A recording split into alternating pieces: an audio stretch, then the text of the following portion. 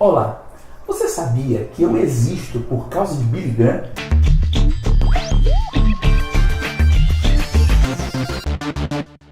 Conselheiro de presidentes, uma vida totalmente santa e ilibada, sem nenhum escândalo em mais de 60 anos de ministério e o maior evangelista do século XX. Esse é o famoso e maravilhoso Billy Graham. Nascido em 7 de novembro de 1916 em uma família presbiteriana, William Franklin Graham Jr., o Graham Jr., mesmo tendo nascido numa família cristã, foi aos 16 anos que ele sentiu o toque do Senhor, o chamado do Senhor, e ele se entregou a Deus. E a partir de, já com 21 anos, ele já ingressava no ministério. Ele começou a fazer faculdade, abandonou a faculdade que fazia para fazer teologia, e ele começa a pregar o Evangelho. No final da Segunda Guerra, Billy Graham começa a perceber um chamado itinerante e ele começa a viajar todos os Estados Unidos para pregar a palavra para pessoas que estavam sofrendo. Ele tinha uma pregação muito carismática que revelava, falava muito do amor de Deus. Ele tinha um amor pelas almas muito absurdo e isso o movia. E ele começa a viajar para os Estados Unidos e de repente também para a Europa, para trazer consolo e esperança para pessoas que estavam vivendo os horrores da guerra. Então seu ministério começa a crescer nesse ambiente um tanto triste, um tanto desesperançoso do pós-guerra, mas ele começa a crescer e se tornar muito influente. Existem alguns números de Billy Graham que são muito absurdos. O seu ministério registra que Billy Graham chegou a pregar em 185 países. 185 países. Quando o seu ministério começou a avançar, ele começou a realizar as grandes cruzadas evangelísticas. E 185 países já receberam as cruzadas evangelísticas de Billy Graham. É de se pensar, que coisa tão fantástica. E se você parar para pensar que a ONU é composta por 193 países e 185 Billy Graham esteve pregando o Evangelho, é algo a se pensar. Não é como um homem sozinho foi capaz de levar a palavra a todos os 4 cantos da terra e levar o Evangelho. Billy Graham também começou um grande ministério no rádio, que se espalhou por todos os Estados Unidos, e também no ministério de televisão, que se espalhou pelo mundo. Tem-se estimativas de que 2,5 milhões de pessoas, eu não estou exagerando não, 2,5 milhões de pessoas aceitaram ou receberam a Jesus nos apelos de Billy Graham nas suas cruzadas evangelísticas. E não se tem como contabilizar quantas pessoas receberam Jesus através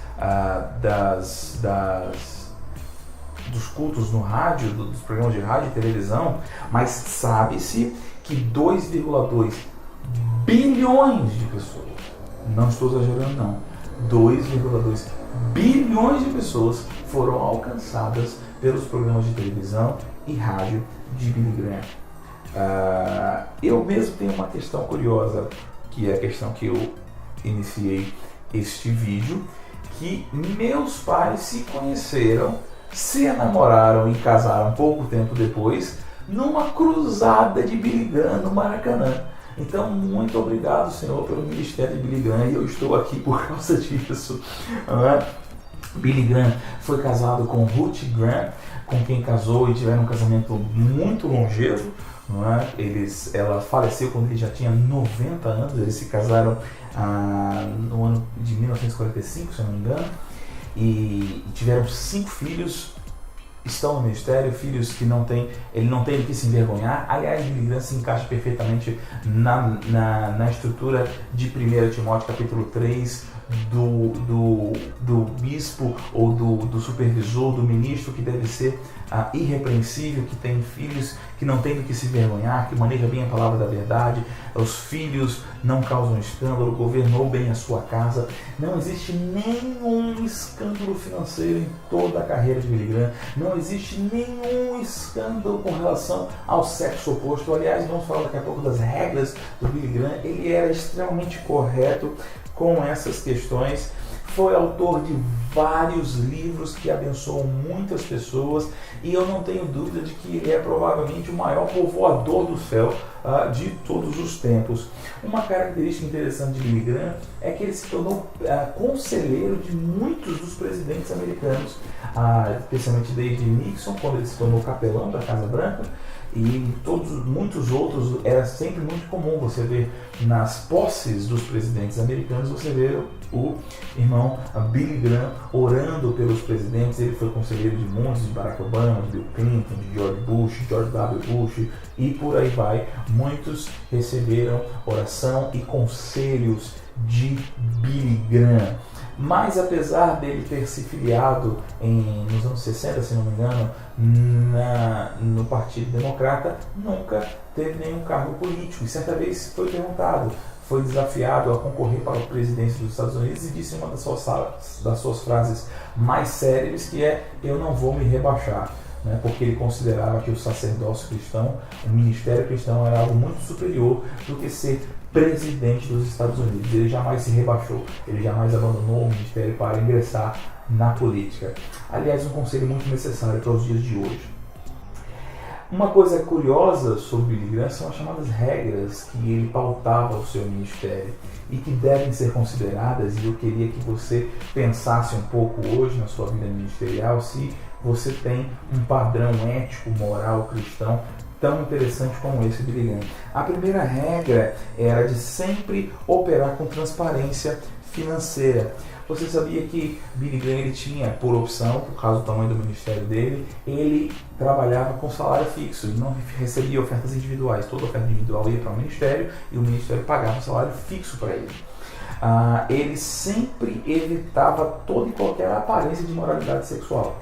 Billy Graham, ele nunca viajava, jantava ou ficava sozinho com alguém do sexo oposto, não tirava foto com mulheres, ele era rígido nisso aí. Aliás, essa era a grande regra Graham. Se uma mulher viesse tirar foto com ele, talvez você pense: isso é exagero. Você não sabe, um homem que está viajando o mundo todo, muitas vezes longe de sua esposa, está vendo todo tipo de gente, todo tipo de lugar, ele tinha que ter uma postura firme e fixa e inegociável na sua integridade. Billy Graham tinha o cuidado de sempre evitar críticas a outros pastores. Ele era um pregador batista na sua estrutura, ele tinha a sua crença, mas ele tinha amizade com pregadores pentecostais, ele tinha amizade com pregadores do movimento da cura, mesmo ele não sendo um desses, mas ele era um homem que tinha bom contato com todos, e ele jamais fazia críticas a pessoas. Ele estava ocupado demais pregando o Evangelho. E sempre agir meticulosamente e honestamente com toda a publicidade. A equipe de Billy Graham, eles eram estimulados a arredondar o número tanto de pessoas como de convertidos nas cruzadas para baixo. Eles eram muito sérios com a publicidade, de forma que o Senhor fosse exaltado e não Billy Graham. Outra coisa rara e difícil de ver hoje em dia. Então, que você seja inspirado pela vida desse herói da fé, que passou para o Senhor no ano de 2018, por uma comoção mundial. Muitas pessoas fizeram muitas homenagens, porque ele foi um grande herói da fé, um grande povoador do céu, um homem que se entregou ao Senhor para que, através da sua pregação, muitos, milhares e milhões de pessoas se rendessem ao Senhor Jesus Cristo com uma vida totalmente libada, e que nunca ninguém foi capaz de acusá-lo de qualquer coisa. Seja abençoado, meu querido.